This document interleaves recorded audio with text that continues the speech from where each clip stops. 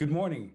I'm Julio Saenz along with Mauricio Riveros. Today we have a special show for you. It's been 5 years since the launch of Be Inspired, and we'll talk about our guests and what we've learned over these past years. We hope you will be inspired. Celebrating leaders in Rochester's unique and vibrant business community. We'll meet entrepreneurs whose passion and perseverance have helped push through life's challenges. Join us as we share their stories and journeys to success. It's time to be inspired. Hi, Julio. Today, we have a very different type of show where actually we will be exchanging and having interview each other. We'll talk about the history of our TV show and radio show, because this program started as a radio show, now it's in the TV and it's also in the radio. So, Julio, how this idea came to be in the radio first as a Spanish radio show. You have worked in media for many years. So tell us a little bit of your history in terms of media and then visioning the Be Inspired. Sure. So 5 years ago, I helped launch Poder 97.1, which is the partner for this TV show, which was the first Latin station, the first Latin radio station in the entire state of New York outside of New York City. So it was a really groundbreaking moment for the community here. And before that, I had worked in newspapers. I was an editor and publisher for the newspapers in Los Angeles, Excelsior, the Spanish newspaper in LA, and after that, the Mundo Hispanico, which is a Spanish newspaper for.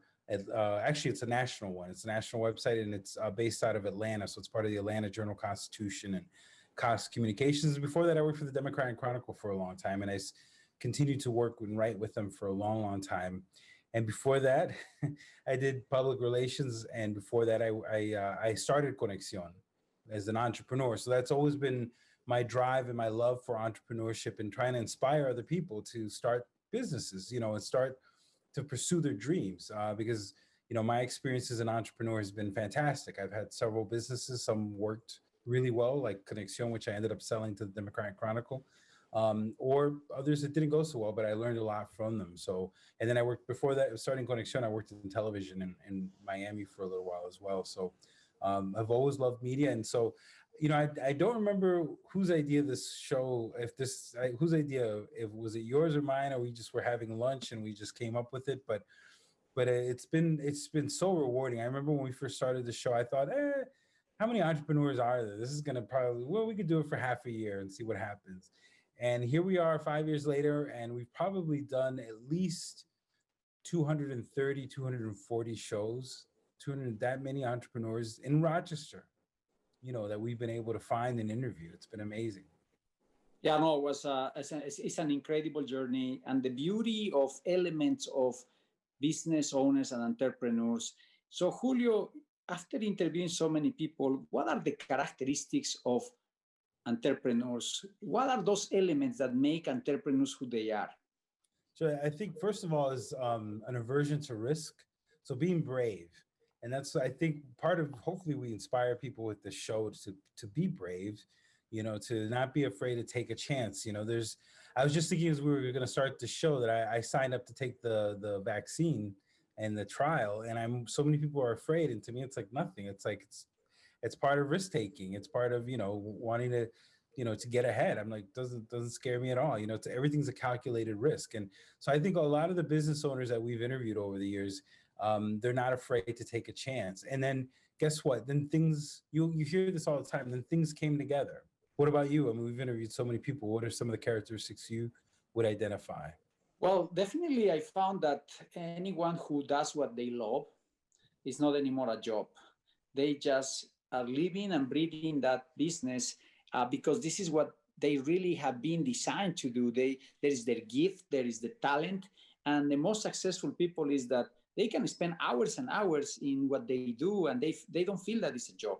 They are making reality their dreams and their visions, and I think that is fundamental. I think the capacity to identify what is that gift, what is that call that you have, and be able to really articulate that and put it in a practical way. Of course, needs to be profitable, needs to be something that you can sustain a family and you can sustain a business and co-workers and all that. But I think it's fundamental to identify what is that passion, what is that dream that you have. And I think that's a key element, in addition of the elements that you mentioned, Julio, which is basically taking the risk and having a vision. And also, I think the other element that I consider fundamental is be able to work with people, be able to develop teams, to be able to reproduce themselves. It's not just a factor of an individual who is talent, but then they don't have the capacity to work with others.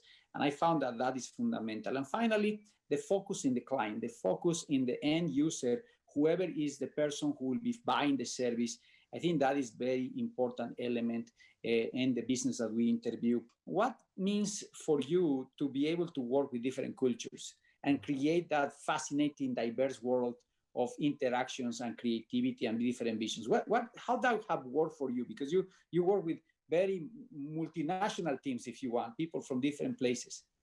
Yes, I think I think funny enough, I think once you get used to working with people from another country, even if it's just one, I think from there on you get good at working with people from other ones. Like it's almost like you're inoculated against being closed-minded. Once you've worked with other people, and luckily, I went to college in Miami and I worked with people and with from everywhere. And so right off the bat, like everything was flipped on its head. I had grown up in Rochester and I went to school in Miami, and, I had friends that were from so many different countries, and everything that you think is the norm is different, somewhat different somewhere else, some from basic things like putting ketchup on your fries, or they put vinegar on their fries, or something just completely different. But you start to see that the world doesn't have to be just the rules that you've learned or the way things. And then once you like take the top off that bottle, it's easy to work with other people, and you start to love it, because you're each new group of folks from a different country is a different experience. And it's actually one of my favorite things about the show that we've been able to do, because I think in this day and age, all of you watching this show in Rochester, you have to not just think about the business you're going to put on in Irondequoit or Greece or something. You can be opening a business online right now that's selling around the world, that's bringing in merchandise from anywhere in the world, and selling it anywhere in the world. You can do that from any place, including Rochester. Yeah, no, absolutely. And I think part of one of the visions that we have when we visualize what this show will be is exactly that: is to show to our wonderful Rochester that there is more things around. And the fascinating part is the diversity of the businesses, different type of businesses, different type of industries. And, I was really impressed to see, like you were saying in the beginning, Julio, the amount of businesses, and especially small, medium-sized businesses in our region, that even with the crisis, even with the difficulties, they are vibrant, and we have an incredible power of very brilliant people, very smart people. And it's fascinating to live in a city like this. I think Rochester brings this element of be able to create an atmosphere with the universities and the healthcare system that we have, of really international. Rochester has that capacity, and a perfect city in terms of commute. It's 20 minutes around. And so I personally believe that the show has been designed always to capture that element, that Rochester is a place where you can make reality your dreams. And the other element that I think was fundamental when we designed the show was to bring the good news, that is possible. Many people talk very bad about Rochester, talk about the bad things, they focus on the bad things. Our mission fundamentally in the show has been always to show that it's possible, that there are people who are doing the most diverse business. And maybe you can mention some ones that you were impressed. I will never forget Tatiana with her business. Started with 200, 300 bucks. She came as a migrant here to Rochester, started working, and now she's, I think opened the third store or something in the third restaurant. And those are the type of stories where you can say, this is possible and this is real. Yeah, absolutely. And it's possible here in Rochester. That's the thing, as you just said so well. For me too, as somebody who loves Rochester, who's lived around the country, have lived in Miami, Atlanta, Los Angeles, all beautiful places. Most people would be would tell me I'm crazy for leaving to come back to Rochester, but I love Rochester. And I think that the show, as you said, is full every week. We've had over 200, 250 examples of people that have made Rochester the place where they become successful. And, the old school mind of like, well, I'm going to get a job at Kodak or Xerox. And those are great. I still have friends that work at those companies. Those are great companies, but, and that's an option, but you can also just create your own thing. And we have so many smart people in the city. You can get anything done in the city. You can find somebody that can help you figure out anything that you're trying to do. So it's a great place. And so, as you mentioned, there's been so many businesses. You think, oh, well, like, for example, you mentioned Tatiana, who came here, was picking cabbages in Brockport and now owns, several restaurants in the area. I remember the lady who imports, has those the clothing made in Africa and imports it into to Rochester, so you're connecting people around the world and building a business off it. Now she's got a boutique on Park Avenue. I also was thinking of the young man who started the clothing company from Venezuela, Stefano, and how he, here's this young guy, 21, 22, has a passion for for nature and animals and for style and fashion. He started his own company. He gets the stuff produced in Colombia. He ships it here. He sells it online around the country and around the world. It's really that simple. Thank you, Julio. We will be back after this message.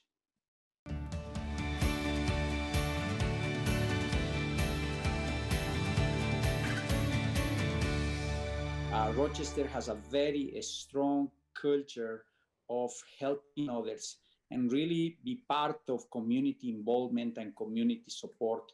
And I was very impressed, really impressed to see even very small companies. They are part of United Way campaigns, and they are part of initiatives helping the Heart Association and many other not-for-profit organizations. And I think that is a very important and powerful element that makes our society what it is. So, Julio, you saw that. You saw through many businesses giving back to community. Sure. And I think as someone who's a bit of a historian, myself, I think that really goes back, we are blessed to have had that tradition established by George Eastman, in the height of Kodak's heyday, just giving away so much money. I've heard estimates that if you were to put that into today's money, it would just be billions and billions of dollars that he gave away. And so I think it's come down, through the generations, people like Golisano, who donates to all kinds of things, the Saenz brothers from Constellations. And as you said, even the small businesses. I want to say that I remember when the pandemic first started, Tatiana, who has the Pura Vidaville, she actually gave lunches for free to a bunch of seniors from senior centers that didn't have anything to eat when the pandemic first started. And yeah, it is wonderful. And it's wonderful also to see, of course, I will talk as a Hispanic, and you are Hispanic too, Julio, to see the movement also in terms of, people of color and see that progression, and seeing that we see more entrepreneurs and business owners that are people that are Hispanic, African American, Asian, and that is wonderful. It's really cool to see a momentum that is happening. I love that, in the beginning, we started this show in Spanish. We were basically interviewing most of the time in Spanish. And going from the radio to TV has been a big step in terms of what we used to do. I remember going very early in the live shows that we used to do in the radio station. And radio has something very particular.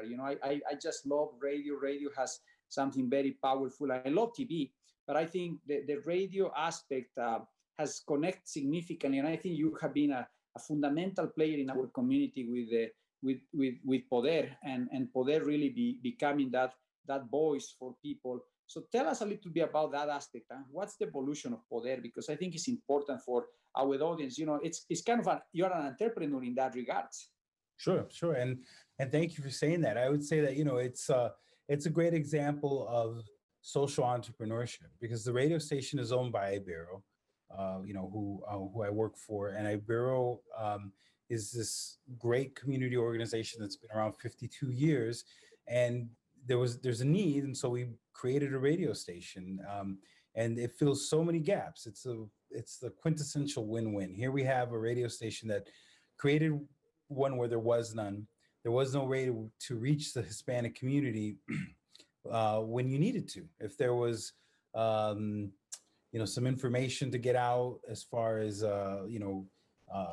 some kind of health issue, or if you're just starting a business or you have a business, we have people like Vision Nissan and all these people that advertise with us because they want to reach that market. You're talking 80,000 people that we have in Monroe County, and they like to listen to Latin music. Many of them are third, fourth generation. They don't even speak Spanish, but they like the music, and so they listen. And so and then the great thing is that the station, with the money that it makes, it supports the nonprofit Ibero. So it's a wonderful symbiotic relationship that we were able to create with Poder. And really a game changer, really a game changer. If we hadn't had that station when COVID happened, how would we have let people know to where to get tested, to stay 6 feet apart, to wear masks? So this is what's going on. You can't do that with social media. You can't. You need a television station like this and a radio station. And so it was really one of my proudest moments was being able to serve the community and get the news out with what was going on. It's a perfect example. Oh, that's wonderful. And again, goes back to that element of passion and vision. You have passion for the media, you have passion. You wrote a beautiful book about the history of the Hispanics here in Rochester. And, my last question to you, Julio, is how do you see the evolution of the Hispanic community? You wrote a book about that. And also, what's the future? How do you see the future of our Hispanic community here in Rochester? Sure. So I think that's there's a lot of potential, and as you saw with the other migrant communities that came to Rochester, the Italians, the Germans, the Irish, Latinos have come here and made a name for themselves and are moving forward. And we've been here a long time. So one of the first things I tell people about the book that I wrote a few years ago, which you can get anywhere, is that the Hispanic community in Rochester has been here since at least the 1880s. So it's been here a long, long time. It's really helped build Rochester. In fact, there was a Puerto Rican executive that worked for Kodak in the 1890s, Domingo Delgado, who worked for them for maybe 20 years or so, 25 years. And he actually opened all of the foreign markets for Kodak. So here's this quintessential person that helped establish Kodak as a global brand, and he was Hispanic and Puerto Rican. And so we have a long history here. And, you see the evolution of the community where a lot of folks have, come here and either moved into the middle class, worked their way up, and some haven't, and we have a lot of new arrivals and a lot of people that still need that hand up, just as every other generation of immigrants has come here. But I think looking into the future, we see just the growth of the community. It's basically the part of the Rochester population that's growing. The other parts are flat. So, it's about 80,000 people at this point and could easily hit 100,000 in the next few years. And that's good for our economy. It's good for our business. We need people to expand the economy, to grow it, and then continue to move into, professional circles and start businesses. And the one last thing I'll say about that is what has always been interesting to me is if we ever become like Atlanta, or there's other cities like that, Charlotte, where you sort of reach a tipping point with the Hispanic community. It just becomes to grow exponentially. Those are called hyper growth markets. And if we're ever going to hit that tipping point, because it would be a great thing for the city of Rochester to expand and grow that quickly, the way Atlanta and Charlotte and other cities like that have. Absolutely. Julio, it was a great interview, really having the opportunity to learn more about you and learn about the show and learn what we have been developing together for many years. And really, we are very thankful to our audience and people who watch this show and listen to the radio for many, many years. And we are very thankful because we believe that what we want to do, you are part of that. Anyone who is watching right now, you are part of that, bringing the good news that is possible, that we can have an amazing city. There is no reason why Rochester needs to be behind. I believe that this place has everything that we need.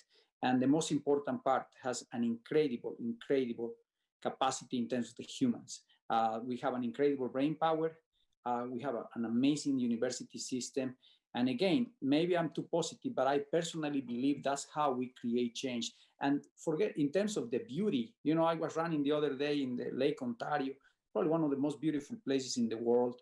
Having the fall that we have was gorgeous. Winter, yeah, maybe stuff in March, in February, but the reality is this change and the beauty that we have. We need to look this city differently. I personally believe that coming from other country, seeing the beauty of this, I completely fall in love with this place. I personally believe we live in an incredible place, and Be Inspired is part of the contribution and the history of this amazing, amazing place, Julio. Thank you so much. And you know, I want to thank you and all our audience for the last 5 years. And you know, hopefully the show has inspired you, and you don't, you know, and you remember and you don't forget that, you know, whatever dreams that you want to have, you can have them happen right here in Rochester. You don't need to go anywhere else. You can do it right here. Thank you. Thank you.